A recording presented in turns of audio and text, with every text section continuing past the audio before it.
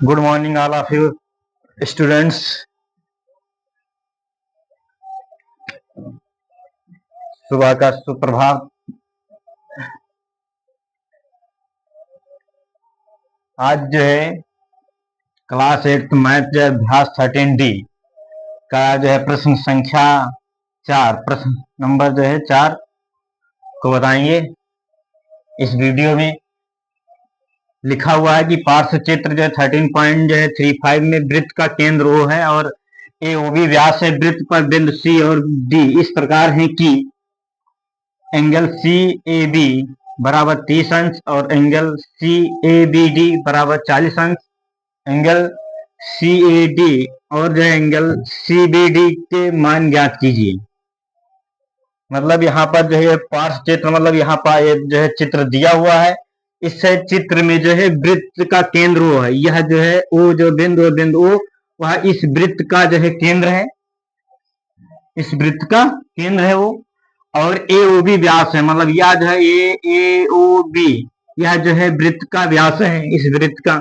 और वृत्त पर बिंदु C, वृत्त पर जो है बिंदु C, यह बिंदु C है और यह जो है बिंदु D है। तो वृत्त पर बिंदु C और D इस प्रकार है, C और D इस प्रकार हैं कि CAB बराबर 30 अंश। CAB मतलब क्या होता है कि जो एंगल होगा और इसका मतलब होगा कि जो बीच में अक्षर लिखा होगा वहीं पर हमको देखना होगा। तो अब ये देख रहे हैं कि ये जो है किससे जो है घेरा जा रहा है, तो यहाँ से क्या है देख रहे हैं कि यह जो है क्षेत्र CAB कब आता है, जब यहाँ से आते हैं, यहाँ चलते हैं, यहाँ रुकते हैं, फिर यहाँ रुकते हैं। इसका मतलब घेराव क्या हो रहा है, यही क्षेत्र हमारा आ रहा है।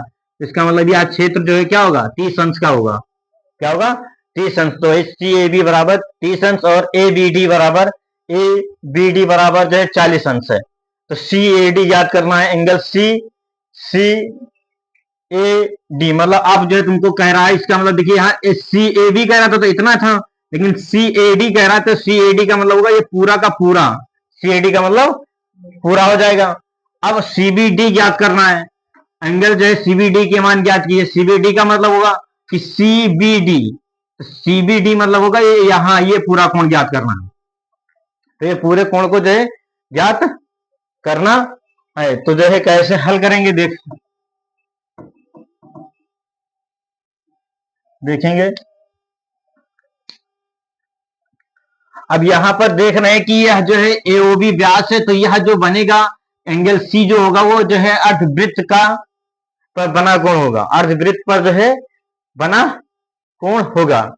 ठीक है, तो अर्धवृत्त पर बना कोण जो है होता है, क्या होता है, समकोण होता है। तो त्रिभुज जो है मतलब कहेंगे यहाँ पर अर्धवृत्त पर बना कोण जो है एंगल जो है ACB, एंगल ACB बराबर जो है 90 अंश हो जाएगा। एंगल ACB बराबर 90 अंश, क्योंकि यह जो अर्धवृत्त पर बना कोण है, यह जो है अर्धवृत्त पर बना कोण है। अर्धवृत्त पर बना कोण समकोण होता है, क्योंकि अर्धवृत्त पर बना कोण समकोण होता है। इसलिए एंगल ACB का मान जो है 90 अंश हो जाएगा। एंगल ACB का मान 90 अंश। ठीक है, अब क्या करेंगे, यहां से हम त्रिभुज के कोण एक गुण से जो है इस कोण का मान निकाल लेंगे, एंगल जो है ABC का मान। तो यहां से जो है त्रिभुज जो है कह सकते हैं ABC में, तो यहां से क्या होगा एंगल ACB प्लस एंगल जो है ABC,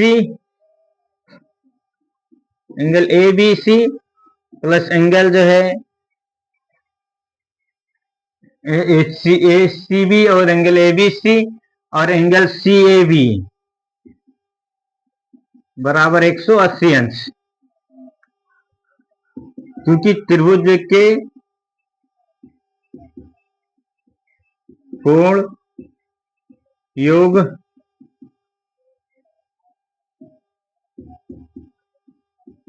गुण से, त्रिभुज के कोण योग गुण से जो है ये हो जाएगा कि जो है त्रिभुज के तीनों कोणों का योग क्या होता है। यानी कि त्रिभुज के तीनों कोणों का योग त्रिभुज ABC है, यहाँ पर त्रिभुज ABC है तो इस त्रिभुज के तीनों कोणों का योग मतलब angle A C A B और एंगल ए बी सी और एंगल ए सी बी, इन तीनों कोणों का योग 180 अंश के बराबर होता है। यहां हम जानते हैं कि त्रिभुज के कोणों का योग 180 अंश के बराबर होता है। तो यहां से ए सी बी कितना दिया है, ए सी बी का मान 90 अंश रख देंगे, 90 अंश प्लस जो है एंगल ए बी सी निकालना है तो ए बी सी वैसे रहेगा, प्लस सी ए बी जो है मान लीजिए करना है, तो सी ए बी का मान कितना दिया है, सी ए बी का जो मान दिया है, सी ए बी का मान जो है 30 अंश दिया है, तो 30 रख देंगे यहाँ पर बराबर 180 अंश। तो एंगल ए बी सी बराबर जो है 180, या इसमें पहले जोड़ दें, यहाँ जो है 90 और 30 120 अंश हो जाएगा, प्लस जो है प्लस ए बी सी बराबर जो है 180 अंश, 180 अंश हो जाएगा। तो यहां से जो है अब क्या होगा कि अब इसमें जो है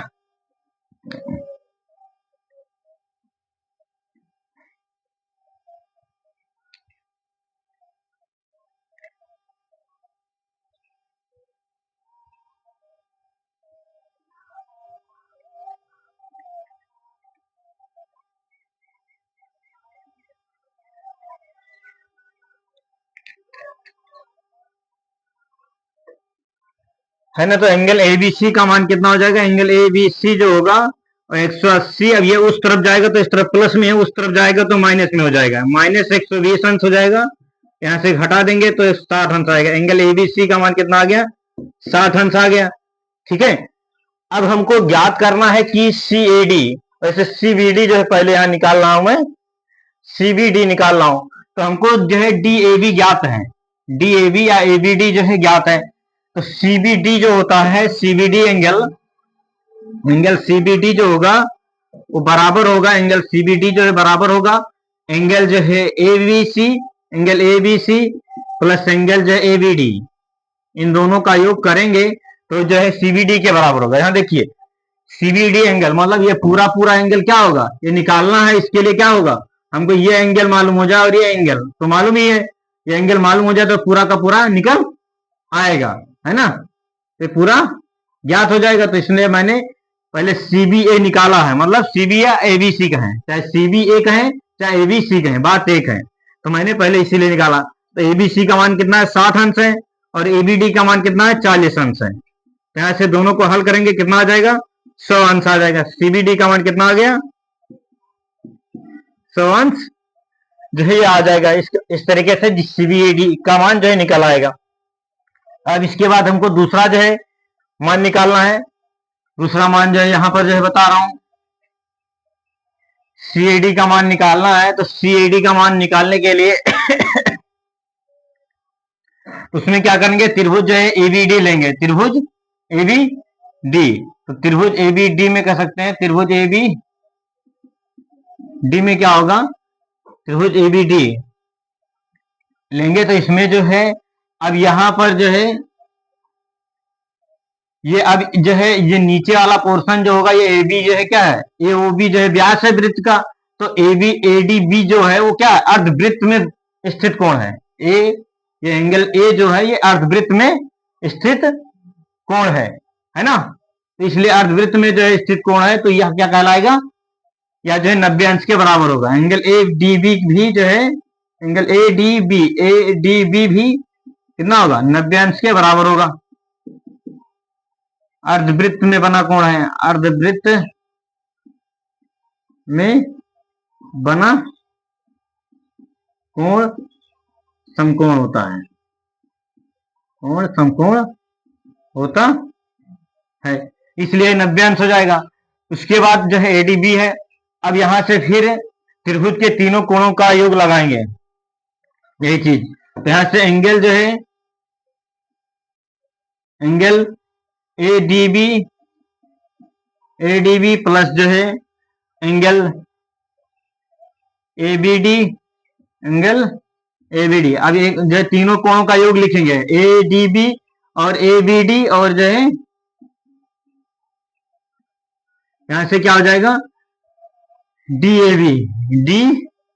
ए बी DAB कह दें या जो है CAD कह दें। अब यहां से जो है DAB निकाल लेंगे। DAB बराबर 180 अंश, 180 अंश। ये भी जो है त्रिभुज के कोण योग गुण से जो है हो जाएगा। त्रिभुज के कोण योग गुण से जो हो जाएगा। तो ADB का मान कितना दिया है, एंगल ADB का मान मैंने निकाल लिया है, 90 अंश रख देंगे यहाँ पर। क्या रख देंगे, 90 अंश प्लस एंगल ABD का मान कितना है, 40 अंश है, इसको रख देंगे यहाँ से। DAB का मान जो है कितना दिया, नहीं दिया, इसको निकालना है। तो DAB निकाल लेंगे जो है, यहाँ से एंगल जो है DAB जो है बराबर हो जाएगा। अब ये दोनों जोड़ करके यहाँ पर डायरेक्ट भेज दे रहा हूं, ठीक है। तो 90 40 130, इस तरफ प्लस में रहेगा, उस साइड में जाएगा तो माइनस में हो जाएगा। तो एंगल DAB का मान जो है क्या हो जाएगा, बराबर जो है 50 अंश। इस तरीके से एंगल DAB निकल आया। अब लेकिन हमको DAB नहीं निकालना था, ये मान नहीं निकालना था, हमको पूरा का पूरा मान ज्ञात करना था। तो अब ये निकल आया है, ये इसमें जो है ये इसको जोड़ देंगे तो जो क्या है, हमको CAD जो कह रहा है वो निकल आएगा। तो एंगल CAD बराबर जो है क्या होगा, CAD बराबर हो जाएगा, एंगल CAD बराबर CAB, angle CAB plus angle जो है DAB, एंगल DAB के बराबर होगा। तो CAB कितना दिया है, CAB का मान 30 अंश दिया है, 30 अंश। DAB का मान कितना दिया है, 50 अंश। कितना दिया है, 50 अंश। इस तरीके से निकल आएगा कितना, CAD बराबर जो है 80 अंश जो है आंसर हो जाएगा, ठीक है। वीडियो अच्छी लगी हो तो लाइक और सब्सक्राइब करना मत भूलें। जय हिंद, जय भारत।